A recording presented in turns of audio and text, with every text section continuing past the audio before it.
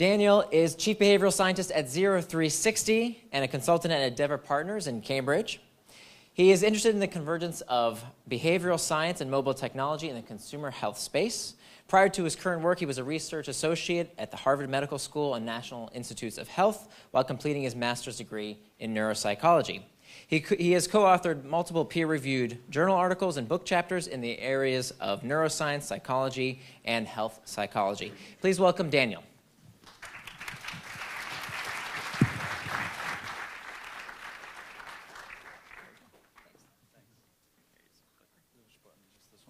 Cool.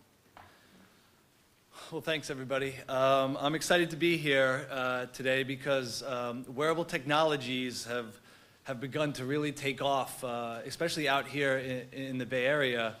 And I think they have a profound possibility and potential for habit creation. And so I go back to my first wearable device. The journey started for me when I was 10. I was given a gift as a birthday present of a Casio watch that was also a calculator and also could store my best friend's phone numbers. So I remember opening it and running upstairs, going underneath my bed, and spending the entire night programming all of my best friends' phone numbers into my phone. Into my watch, and they were always with me. There was something that was very intimate. I thought I was the coolest 10-year-old in New Jersey. Ever since then, I've been fascinated by the potential of wearable technology and how it could inform human behavior. Fast forward, after finishing business school, I wanted to understand how behaviors were formed on a molecular or a neuroscience level. So I pursued a PhD degree, wanting to understand in clinics why people have such a hard time with anxiety disorders or depression. Really, what was the neurological mechanism? So I dug in for several years and spent hundreds of hours with patients in clinics and saw how difficult it was to change. And I was thinking to myself, there's got to be a better model for this. This traditional therapy model of X amount of sessions covered by insurance, and then you're really left for your own. I saw the convergence of digital technology springing up. This was 2008, 2009. I said, this is going to be the future. The fact that digital health was springboarding into the mainstream, I said I have to jump on board. And so I started a company with a few friends that provided health analytics with sports and professional and collegiate athletes. And these athletes live in a world of habits. Their life is predicated upon a habit ecosystem, right? There's routines, there's rewards, there's cues, there's feedback from coaches, and then they do it all again. And so the software that I co-developed provided health analytics back to these athletes from biometric information. And so bringing me to today, we're at the beginning of a transformation in healthcare, and it's headed towards the consumer. This is going to cause a great convergence between the traditional consumer companies and healthcare. It seems that everybody's about to jump into the wearable space.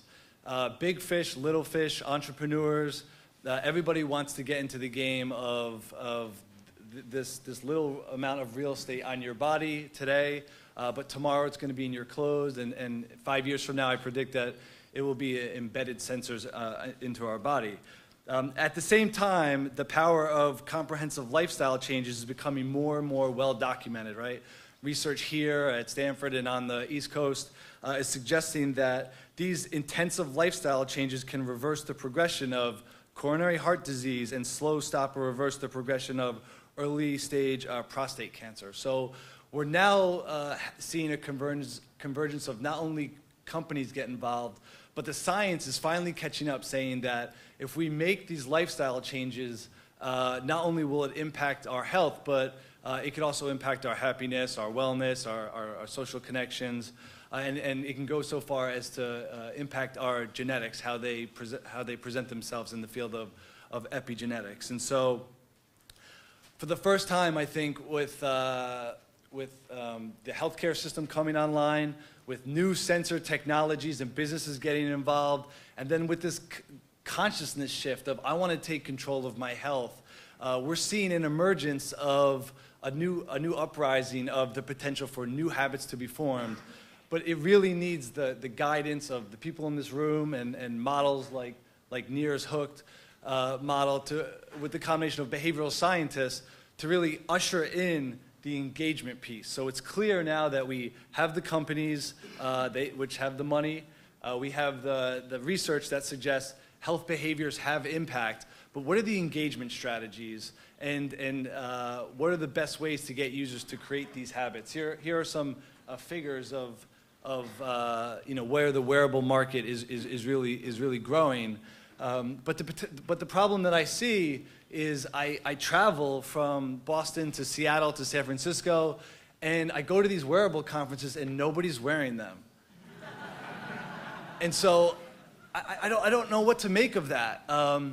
And so Endeavour Partners, the consulting firm that I work for in Cambridge, tasked me to dig in and answer some of these questions.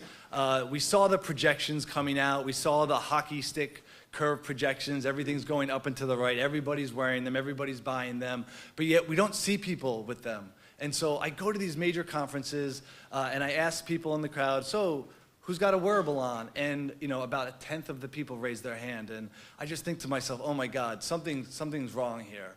And so Endeavour Partners sent me out, and we did a survey using Google Consumer Reports. We surveyed over 6,000 people and asked them, are you currently wearing a device? And this was including Fitbit, Jawbone, the Nike Fuel Band, Misfit Shine, Polar Loop, and concluded that as of September 2013, 1 in 10 U.S. consumers over the age of 13 now owned an activity tracker. Additionally, to the right, you'll see in the bar graph, what you'll see is what's trending towards a bimodal distribution among users by age. You'll see between the ages of 25 and 34, there seems to be adoption, and also a older cohort between the ages of 55 and 64. Both of these were replicated back in February. So now we're seeing about 1 in 9 Americans over the age of 18 has purchased a wearable device, and the same data holds true towards the demographic of who owns these. But we came back to the same question of, all right, we 1 in 9 Americans, but why don't I see more of these? And so the second question we asked was, do you still use and wear your activity tracker? And this is one of the 2 big secrets that I wanted to present today. 1 out of 3 U.S. consumers who've owned a wearable product stop using it within 6 months. More than half of U.S. consumers who owned an activity tracker no longer use it today. And so when you compare this to some of the big major advancements in technology of the last 40 years, I'm talking about televisions, tablets, smartphones, you don't see this curve in this direction. You actually see it in the other direction. And so you have to ask yourself, as consultants, as a behavioral scientist, where are we failing the consumers? And I really want to encourage everybody in this room that is either an entrepreneur or a product manager to think carefully about how we can get consumers to form habits around these wearable devices and their health. I do think that sustained engagement is the key challenge for companies developing wearable devices or complementary services. A surprising percentage of devices fail to achieve even short-term engagement because they suffer from 1 or more fatal user experience flaws. Either they break, they're a pain to sync with a smartphone, or the battery doesn't last long enough for the user to really get into the habit of recharging it. Any one of these flaws is enough to turn off a user, and more than one often lands these devices in a desk drawer, or even worse, in the trash. And so the consulting firm that I work for tasked me with quantifying myself for 6 months.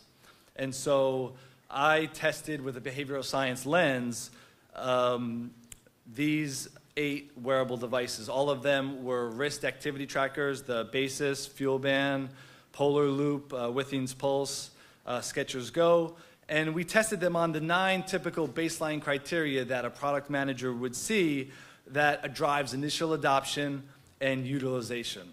However, these criteria alone are not sufficient enough to to drive long-term utilization in wearables. And so I'm proposing that as product managers and entrepreneurs, we add 3 additional criteria in the orange to the left when we're thinking about user adoption and long-term engagement around wearables. I also believe that as the Internet of Things continues to proliferate and we continue to design for multiple screens for our users, this is going to have to be a trend that applies to not only wearable devices, but how we design and develop products moving forward.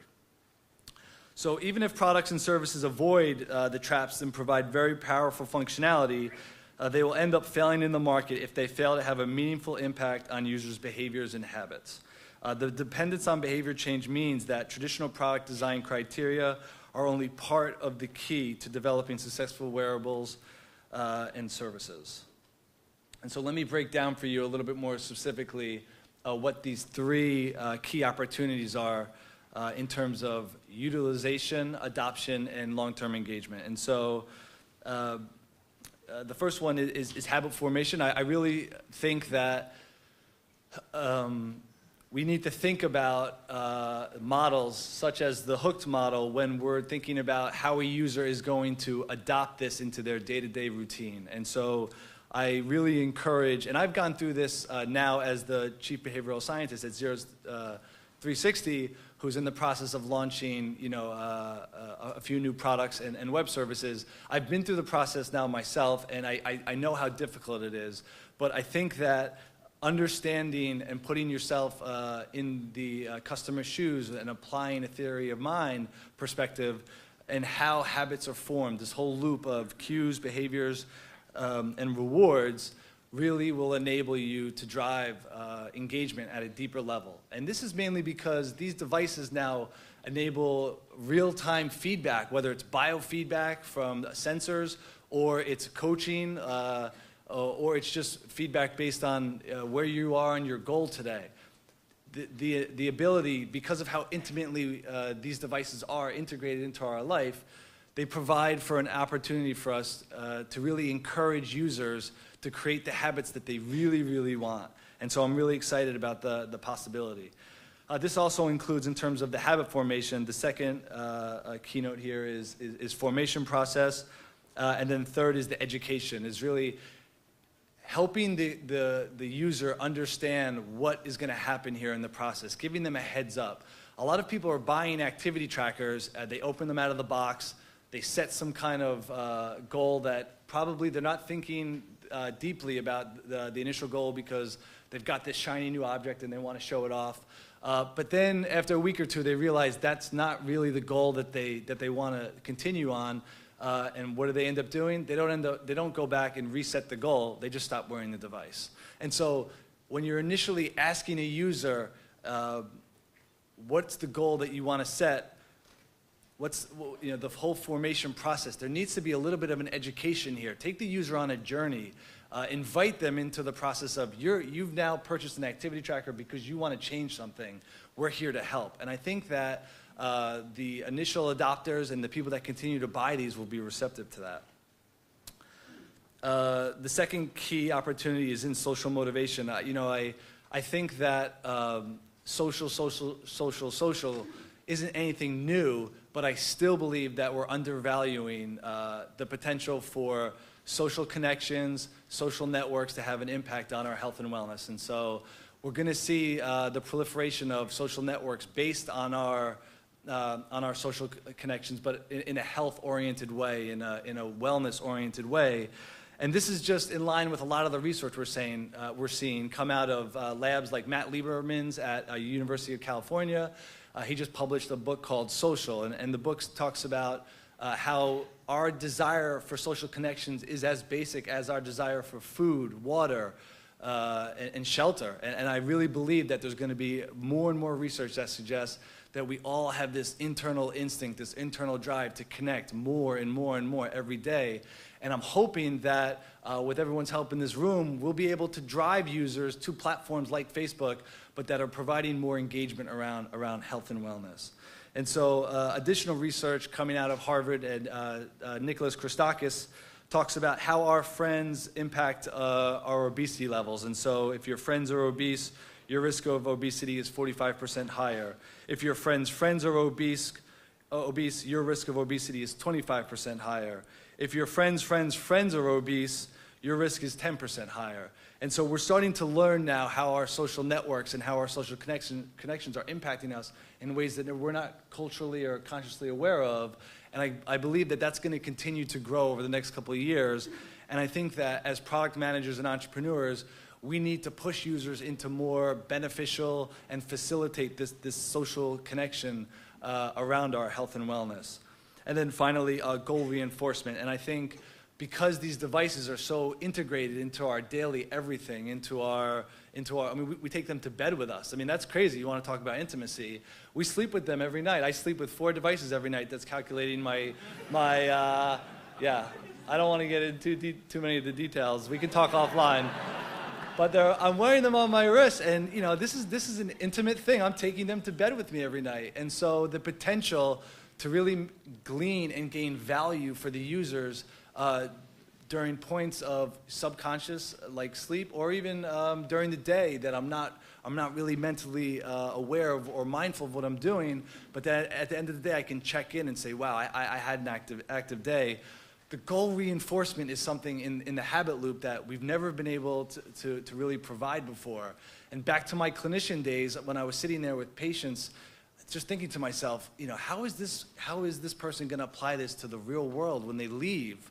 It's one thing to be sitting there in the confines of a clinic, but what happens when they leave and real life hits them in the face? Are they going to be applying those methods that they're learning here? And truth is, it's not really working that well. And I think that wearables and goal reinforcement are going to provide a lot of solutions for this. So these graphs show the 8 wearable products in the market and how they score against the 12 essential factors that drive long-term engagement. The paper can be downloaded for free. I have the web URL if you wanted to really dig in. And so this spider graph chart just shows how I scored the devices based on the 9 baseline criteria in blue and the 3 behavioral criteria in orange. And our research suggests that a low score in just one area can limit the initial adoption, ongoing use, and ultimately the long-term engagement of these devices for users. And so for those in the crowd that are working for a wearable device or are headed in that direction, I tip my hat because it's going to be problematic, and you have your challenges ahead of you. But I do think that it's an exciting place to be, and like I said, I'm really excited. So I want to highlight some of the positives now and get into the specifics about what some of them are doing right. It would have been very easy for me to, now keep in mind that this is the first generation of wearable devices. Pedometers go back decades, but this is the first generation of a wearable device that is attached to a wrist, that comes with a software, that's telling us something about us that we supposedly don't already know, right? How many calories did I burn today? How many steps did I take? What was my dietary intake? How long did I sleep? How long was I in deep sleep? How long was I in light sleep? So this is the first evolution of wearable devices telling us something that we don't already know. So I wanted to highlight, instead of bash all the problems that they have, because that would have been too easy to do, I want to highlight some of the positives that I think 3 companies are doing right, again, all from a behavioral science lens. In terms of habit formation, the Basis 1 band does a great job of inviting me on this journey of health tracking, making changes in my life. And so they're a little bit of a different product than the traditional Fuel Band, Fitbit, Jawbone device, where they consider themselves a health tracker. It's not just an activity tracker. We're going to track your health. And so when you open the pamphlet and you go through the out-of-box experience, they originally invite you on this journey to become more aware of your health and wellness. And so they walk you through a process that's very sequence-oriented, and a lot of the habit research that I've read in the past, a sequence of key habit formation events, cues, routines, and rewards, and then an invitation to join this journey. This is going to be a step-by-step process for you. So what Basis does is, the first goal that you can set is you have to wear their device for 7 days before you can move on to set another goal. Now that's really, really smart from a habit standpoint, because if you're not someone who likes to wear watches or activity trackers, it's a major ask for a consumer to take this to bed every night, to take this to the shower, to take this to work, to take this to practice, to take this to the gym, to take this when you're playing with your kids. And so Basis said, let's start at a baseline level and just ask users, you cannot continue down the habit formation process until you wear this for 7 days straight. And then you get to unlock new features, and it becomes a bit gamified, and you start to continue down a journey of habit formation. So in comparison to the other products, I really love that feature. In terms of social motivation, Nike has done a great job of creating this ecosystem where I can challenge my friends, I can connect with people that have Nike Plus but don't have the Fuel Band. They have the sensor that goes in the sneaker, or they have an app. And so when I connected with my Nike Fuel Band and I imported my address book and my Facebook friends, I saw there were about 15 people that I knew that were also in this ecosystem. And that made it fun. I could see and I could compare, I could collaborate, I could compete, and that made it more personal for me. And so all of a sudden, I know other people that are also on a similar type athletic journey, and they really have been nailing the social motivation component in a nice way. And then Fitbit has done a great job with goal reinforcement. They give haptic buzzes as reminders, push notifications when I sign up for the app to tell me to move more or to tell me how close I am to my goal, with reminders and suggestions. Now, the future of wearables and behavior change, I think as Endeavour partners, we now get contacted from big multinational companies to little startups asking for help in this area of engagement and strategy. People are now moving into this health world because they see market potential that have never played. They've never played in the health space before. And so here are 3 new ways that I see not only wearables, but behavior design for other products moving. In terms of habit formation, people say content is king. I'm going to say context is God. As soon as we're able to understand the contextual cues that surround some of these other variables that we're collecting, steps, calories, sleep, once we start to be able to understand more in depth what people are doing contextually, then you'll see these devices get a lot smarter and provide users with a lot more insight so that they'll be more engaged with the product. And so this will be able to be, this device it'll be more multidimensional, office gym. It'll be able to tell you more personal things, what you need, and it'll be able to deliver more personalized content. You'll see that in the next couple of years. You may have to pay for it, but you'll be getting very personalized content that's directed towards you, that is really meaningful for you if you continue to wear the device. And so that's sort of the catch-22, right? You have to build up this database so that they can predict meaningful information for you and about you. But if you're not wearing the device, then the data, the longitudinal data, won't collect over time, and it won't be able to give you the insights that you really want as a user. In terms of social motivations, I think there's going to be new forms of communication. Examples such as emoji and emoticons are going to continue to grow. We're going to see new platforms spring up where there's different integration between your gym friends and your coworkers. The open APIs have skyrocketed, surpassing 10,000 in 2013. Up from 1,000 in 2008. And so you're going to see integration of social networks like you've never seen before, hopefully hopefully driving something more meaningful than what we're sharing on Facebook, something that's more purposeful, more intentional towards our health and wellness. And then lastly, goal reinforcement.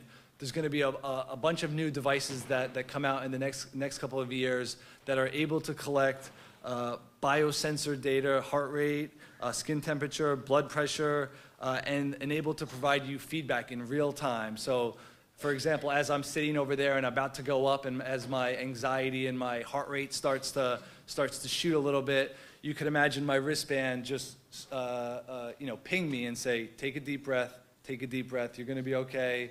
You know, you practiced, take a deep breath, and so it'll be able to coach me right before I go up because it sees that my heart rate is shooting through the roof in real time. And so I really believe that that's right around the corner once product managers and entrepreneurs fully adopt and understand that behavioral science can play a key role in the future of wearable devices. Thanks.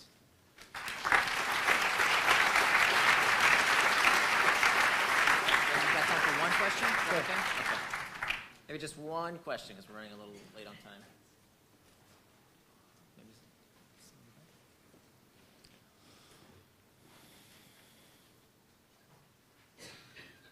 Thank you so much for the wonderful presentation. I had a question regarding your last comment. We are going to be able to extract all this data very soon about what's going on in our bodies and our environments. To what extent is that helpful to a user if they cannot take an action against that? Yeah. Is that stressful? Is that only going to make it worse? And how do you design actions around that piece of input?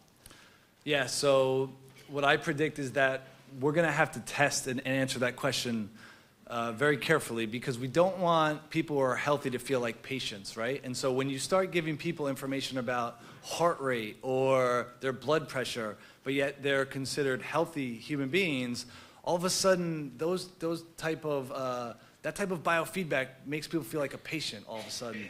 And so it's going to be very tricky. It's new terrain. It's new terrain for the first time for product managers and entrepreneurs who are going to have to tread very lightly in how they present that information back, what users want, and who your market is, who your demographic, who you're talking to. And so if you are an FDA-approved device and you're targeting a clinical population that's collecting heart rate and you're trying to lower your blood pressure because you're at a risk for chronic heart disease, that's going to be completely different than if you have a Nike Fuel Band that's collecting your heart rate and you're trying to train in specific zones. But it's going to be a lot of trial and error because I really believe when you think about the average American's health literacy reads at a 5th grade level, that's really, really startling. That's a startling statistic. And so I know everybody in this room can probably make some sense of some of this biometric data, but the general consumer is going to need it to be informative, educational, and you said the key word, actionable. And so all these companies are trying to get to a place where they're delivering actionable insights. And if you asked them 5 years ago, I bet you they'd tell you that they think they were there today, and it's just more difficult than we thought. But it is right around the corner, and I think that it's going to be really powerful. Great. Thank you very much. Thanks Daniel.